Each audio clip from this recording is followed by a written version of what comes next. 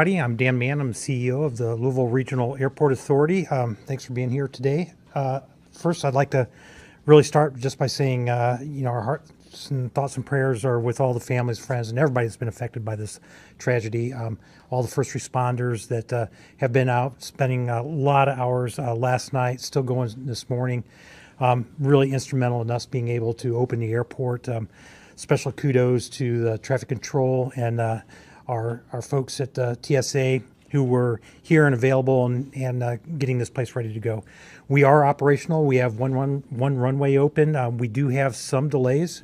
We had 21 flights cancel yesterday. That's 16% of the total flights. And then as of today, we've had 16 flights cancel, 12% of our total flights. We expect there'll probably be many delays and a few more cancellations until we get another runway open. But we are operational. TSA is screening passengers and the tower is clearing aircraft. And so we are moving along in that fashion. The last part I'd like to say is the NTSB has arrived. They're on the scene. I expect you will hear from them later today. We don't have an exact time, but they are out on the airfield, and I believe they will be in sometime this afternoon, and you'll hear more information on that. That's all I have for right now, Mayor. Thanks, Dan. Good afternoon, everyone. First, I want to speak directly to the families who are still waiting for information about their loved ones. I know there are simply no words that can undo what happened, that can provide true comfort at this moment with lack of information and pain that you're feeling. But please know that everyone in Louisville, myself, all levels of government across the state, the federal level, we are all here for you. We are here to support you, to provide you with the resources that you need. People are working right now to get you the information you're seeking as quick as we possibly can, and we will continue to stay with you. This is not something that will go away overnight. We know that your pain will continue for days, months, years ahead, and so we are here to support each and every one of you. I was there last night at the Family Reunification Center to try to provide some comfort to families who are looking for information, and we are continuing to work every day. Also, to the rest of our city, no one should have to deal with tragedy alone. Whether you're the family member of someone who is still missing or have been notified as a victim of this crash, whether you're part of the UPS family, whether you know people who are part of the UPS family, everyone in our city, I know, has been hurt by this tragedy. And so we have resources available directly for the victims and for others throughout the city to help. And that's where I wanted to start today. First, if you're still looking for information about a loved one, please go to 2911 Taylor Boulevard. That's the LMPD training facility. That is where we have members of the LMPD Victims Unit, where the Red Cross, 7 counties, and other resources are available for families of individuals who may have been victims of the crash. Beyond just the families, again, know this is an incredibly difficult time and trauma impacts everybody differently. There are resources available throughout the entire city to provide help to individuals who are struggling to process this tragedy. If you feel like you have an emergency, a mental health emergency, please dial 988. 988 is a national number that can get you a mental health professional and some assistance to deal with your grieving, with your pain, with whatever you are dealing with. If you have a non-emergency but you would like to still speak with a mental health counselor, please reach out to our Office of Violence Prevention that has trained mental health professionals waiting to assist you. That phone number is 574-6949. Additional beyond those resources, JCPS is out today. We know that there are families across our city that are struggling with hunger, with lack of food right now as a result of SNAP benefits being cut off, other issues in this challenging time. If you are in need of food today, if your kids are in need of food today because they are not in school, please reach out to Dare to Care at 966-3821. 966-3821. And also, as the governor just announced, we're not going to go over everything that the governor just provided in his briefing that he just made from Frankfurt. He is now headed towards Louisville to join Congressman McGarvey and me here shortly.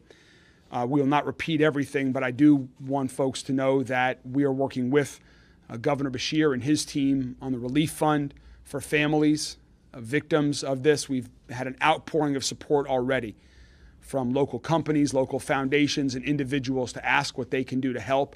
And so we're going to all partner on this together to support them. That's the Team Kentucky, Team KY Emergency Relief Fund.ky.gov. There's going to be more information put online about that if you're interested in supporting the families of the victims. A few other items on public safety. As we mentioned this morning, the shelter-in-place radius has been reduced to a quarter mile, and we will continue to reduce that as soon as we're confident that it is safe. Can continue to try to shrink that throughout the day. Air monitoring continues to go on around the crash site and around the city, and all residential water service is safe to drink. Everyone's water is safe to drink unless you have been specifically reached out to by the Louisville Water Company giving you an advisory. You should feel comfortable that your water is safe to drink. LG&E is getting power back on to those non-affected areas outside of the crash site right now. Last I heard, there were 135 customers still without power. Also want to talk about drones for a minute.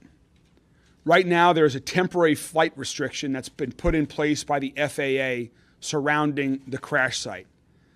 There's no reason for any drones from private individuals or other organizations to be flying right now. They could get in the way of our recovery operations. If you are flying a drone within this TFR area, we will find your drone and you run the risk of prosecution, of heavy federal fines. Please do not be that person that is getting in the way of our recovery efforts. Give our first responders, give the NTSB, give everyone the opportunity to deal with that site, and please don't use drones right now in that restricted airspace. Congressman McGarvey and I have been in touch since the first moments after this happened. I also want to thank Robin Taylor from Senator McConnell's office here. We've been in touch with Senator Paul's office, with Congressman Guthrie's office.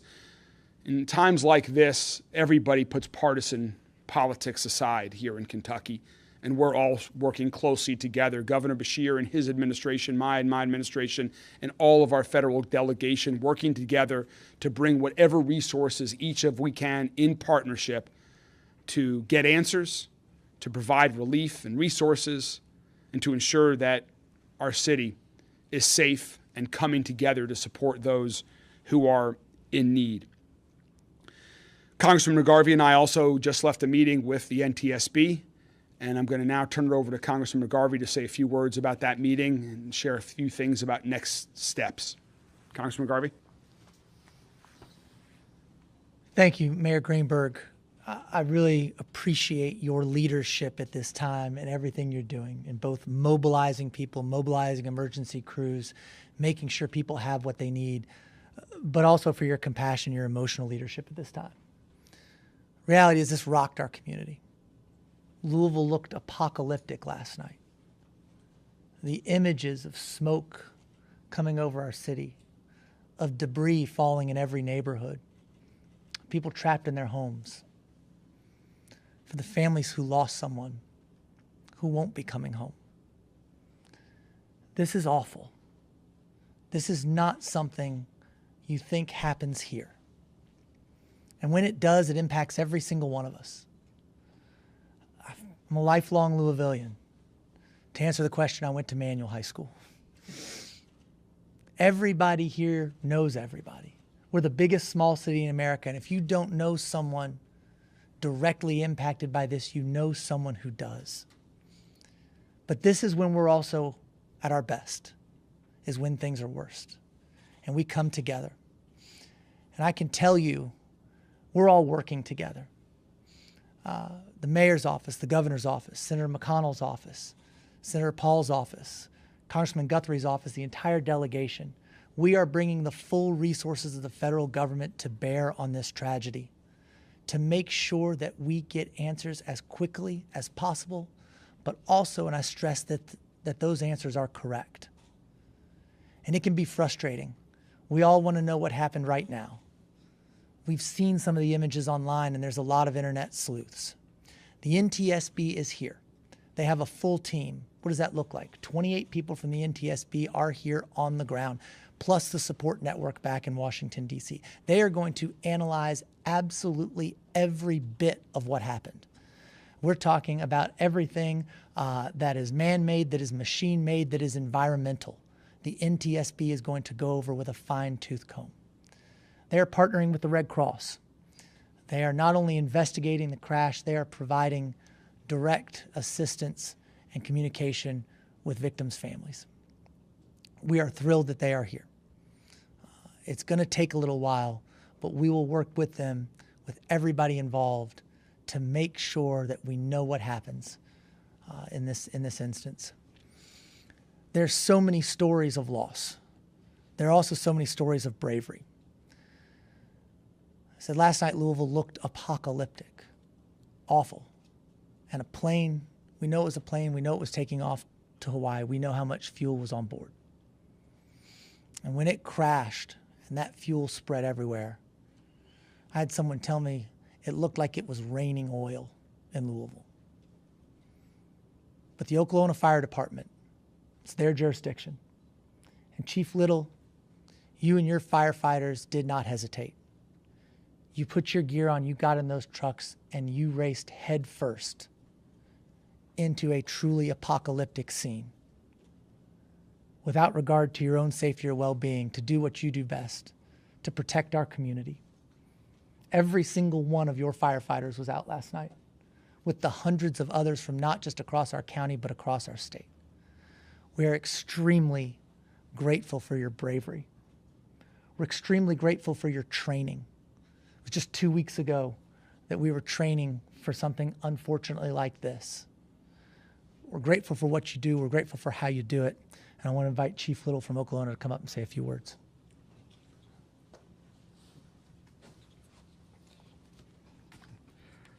I'd like to say good afternoon to everyone, give you a brief statement and update about our situation. Last night, about 5 o'clock, shortly thereafter, we were dispatched on a explosion. Shortly thereafter, we were informed that it was a plane crash. And as the governor pointed out, just about 2 weeks ago, we did train with Louisville Fire along with the Airport Authority. This is something that we do annually. You hope that you never have to do this, but unfortunately it happened. So last night we had roughly 38 companies on scene. We had multiple agencies from across the state. We had, and please forgive me, those agencies if I do not name you, but Bardstown, Bullitt County, Lexington, all responded here. We worked with MetroSafe, Louisville Metro EMS, Louisville PD, and all the county fire departments across our county here. They were all represented. So we had roughly 30 ambulances here last night. And today we've downscaled tremendously. We currently have 4 engines, 4 trucks, 2 ambulances on scene. We have roughly 30 to 40 firefighters that are on scene. We have a SARS team. It's a search and rescue team that is represented by all the county departments along with Louisville Fire, and there's approximately 40 members here doing search and rescue through the debris zone. So let's see. So we are currently working with NTSB We have some hot spots that are out there that we're trying to, some of them we're going to let burn. They're so insignificant right now, but as they flare up, we will extinguish them. One of the issues that we are currently having is the size of the debris zone and actually getting our apparatus there. So, I'll turn it back over to the mayor. Just a couple. Thank you very much, Chief. A couple final comments, and then we'll open it up to questions from members of the media. First, we'll continue to stay at this 24/7 as long as necessary. All of us are working on this as well as our respective teams that are out there. I think my last call with the governor last night was around midnight. First one at 5:45 this morning, and our teams are just going above and beyond. And so, just want to say thankful to every one of the first responders. Chief Little, thanks to you and the entire team. So we will continue to keep you all updated with additional information as we know it. But for right now, that's the information that we have. As Congressman McGarvey said, I think it was Congressman McGarvey said that NTSB, we hope will have a briefing later this afternoon.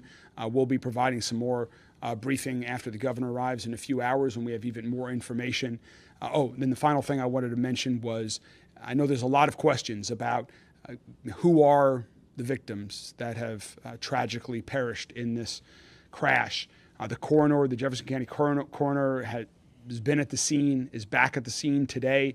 They are the ones that confirm the identities of the victims and are the ones that provide that information. And as soon as we have that, we will amplify the information that the coroners are able to provide as soon as they make these identifications. And with that, we will open it up to questions from members of the media. Can the chief tell us how long the search and recovery part of this incident will go on for? How long are you going to stay out there to look for victims? Could repeat the question. Okay. Repeat the question for me, please. For me. Repeat it. So Okay. So how long will we be out there? We'll be out there. We're planning to be there for at least a week or longer. We'll be out there as long as the NTSB needs us to be there.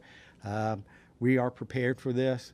So I don't know how many victims we're actually looking for. That's one of the issues. And the debris zone is so large. So trying to get people back there. And with the debris zone, some of that debris is going to have to be moved and searched underneath. So it will take us quite a while. What is the size of the debris zone? I don't have a footage or a square mileage, but so Fern Valley Road, probably about 50 yards past Melton. I don't know if you know how long or how far that is. So, but it's a very large debris zone. Can you give us any other details about that debris zone? As far as that debris zone, there were a petroleum recycle business that was there that created some issues for us. The oil that was stored there came across the roadways, got into the waterways. LMSD's on scene taking care of that. The other businesses, there were some businesses where you could go and pull apart from scrap vehicles. So large semis that are in there and multiple vehicles. So a lot of scrap metal as well. So. Do you know how an approximate number of people who are still unaccounted for? I do not. We have not. There are more than the number of victims that we have confirmed that have families looking for information about them. City, Hold on 1 second.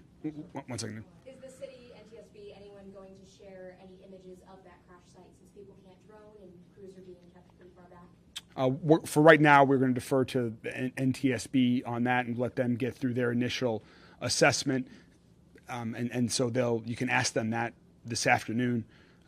Also, just one more thing about the water company is going to be putting up some more information about what I said earlier on their website momentarily here. And I do, as Congressman McGarvey was pointing out, all of these great collaborations and all the offices. I also want to recognize James Victory from Congressman Guthrie's office is here with us as well. Thank you for joining us, and thank you for the Congressman's support of all of this effort.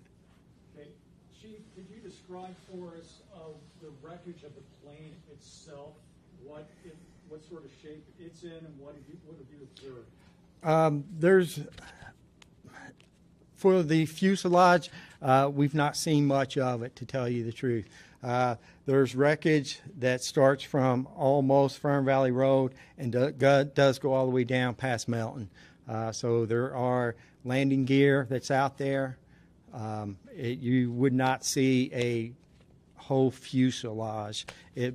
With the intense fire that was there, most of things are gone.